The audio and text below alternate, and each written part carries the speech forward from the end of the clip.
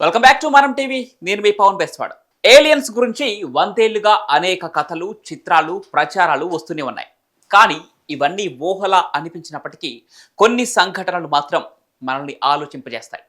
Aliens ఉన్నారో లేదో అన్న ప్రశ్న పక్కన పెడితే వాళ్ళపై మన ఆసక్తి మాత్రం రోజు రోజుకు పెరుగుతోంది. ఇక ఈ విశ్వం అంతా విస్తృతంగా ఉన్నప్పుడు మనం మాత్రమే బ్రతుకుతున్నామా లేదా ఇంకా ఎవరైనా ఉన్నారా అనే ప్రశ్న అందరి మనసులో కదులుతోంది. ఇక ఈ విషయానికి వస్తే 1961లో అమెరికాలోని న్యూ హ్యాంప్షైర్ రాష్ట్రంలో జరిగిన ఈ సంఘటన మానవ చరిత్రలో మొదటి డాక్యుమెంటెడ్ ఏలియన్ అబ్డాక్షన్ కేసుగా నోట్ అయింది. అసలు ఈ కేసు ఏంటి, ఈ సంఘటన గురించి పూర్తి వివరాలు ఈ వీడియోలో తెలుసుకుందాం. అది 1961 సెప్టెంబర్ 19. ఆ రాత్రి ఆకాశంలో వెన్నెల వెలుగుతో పాటు ఇంకొక తెల్లటి వెలుగు కదులుతూ కనిపించింది.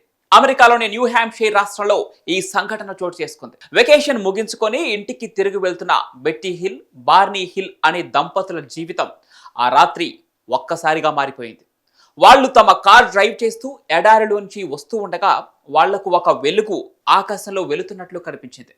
అది వాళ్లకు చూడటానికి సాసర్లా కనిపించింది. దాన్నే వెంబడిస్తూ జెట్టి, బర్నీ వెళ్లారు.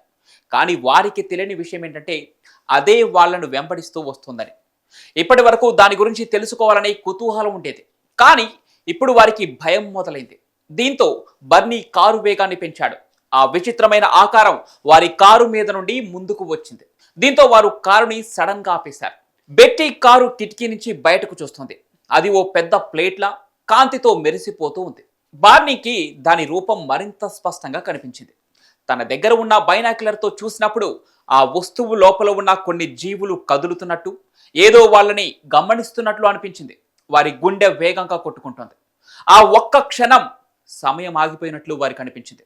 ఇక వారి కారు ముందు ఒక వింత ఆకారంలో గాలిలో తేలుతూ ఉంది. అది మానవ రూపమే అయినా కొంచెం వింతగా ఉంది. వాళ్ళు చూడటానికి ఏలియన్స్ లా ఉన్నారు. కిందకు దిగి వారి కారు వైపునకు వస్తున్నారు. భయంతో ఇద్దరు కారు దిగి పారిపోవటానికి ప్రయత్నిస్తారు. కానీ ఆ తర్వాత వారికి ఏం జరిగిందో తెలియదు. వారికి మెలకువ వచ్చి చూస్తే వారి కారు ఉన్న ప్రదేశానికి 40 కిలోమీటర్ల దూరంలో ఉన్నట్లు తెలుసుకున్నారు. ఆ తర్వాత వాళ్ళు ఇంటికి చేరుకున్నారు. అసలు ఆ రోజు రాత్రి ఏం జరిగిందో వారికి అర్థం కావడం లేదు. రాత్రిళ్ళు వారికి సరిగ్గా నిద్ర పట్టేది కాదు. అనుకోకుండా వారి వాచ్ పనిచేయటం మానేసేది. కారు కూడా ఏదో మ్యాగ్నెటిక్ లా పనిచేస్తుంది. ఇక ఈ విషయాల గురించి వారు సెప్టెంబర్ 21, 1961న యుఎస్ ఆఫీసర్కి ఫోన్ చేసి జరిగిందంతా చెప్పారు. ఆ తర్వాత ఆర్మీ ఆఫీసర్ వారిద్దరిని పిలిపించి వారు చూసింది యుఎఫ్ఓ కాదు, జూపిటర్ కావచ్చని వారికి చెప్పడానికి ప్రయత్నించాడు. కానీ వారు దాన్ని నమ్మలేదు. ఇక ఆ ఆఫీసర్ ఏలియన్స్ మీద రీసెర్చ్ చేసే వాళ్ళకి ఈ విషయాన్ని చెప్పాడు. ఈ గ్యాప్లోనే వారికి ఓ వింత వింత కలలు రావటం మొదలైపోయింది.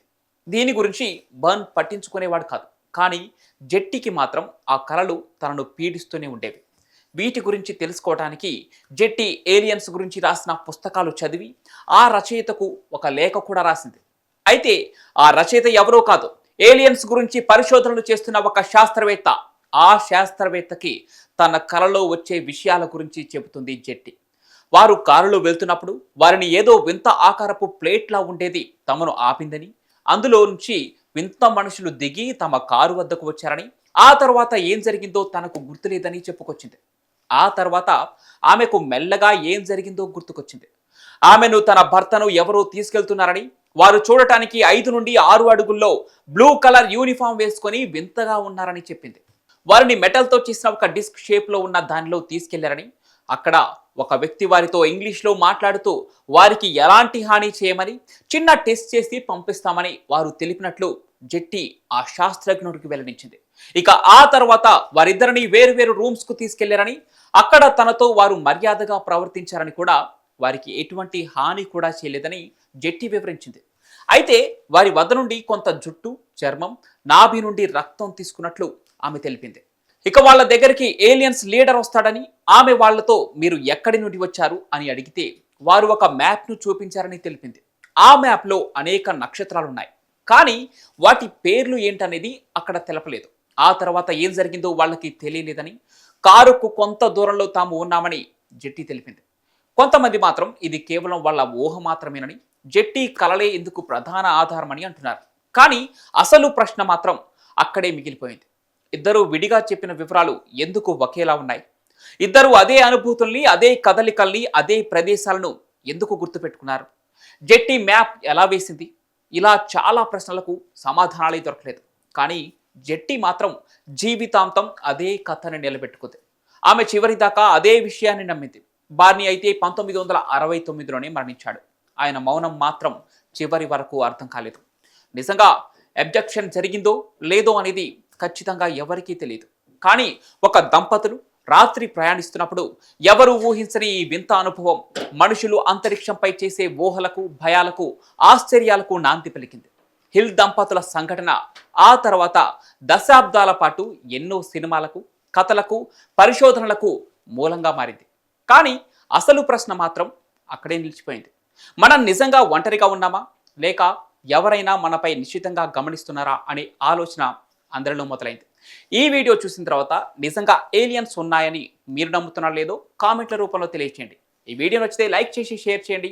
ఇలాంటి మరెన్నో స్పేస్ వీడియోల కోసం మనం టీవీని సబ్స్క్రైబ్ చేసుకోండి.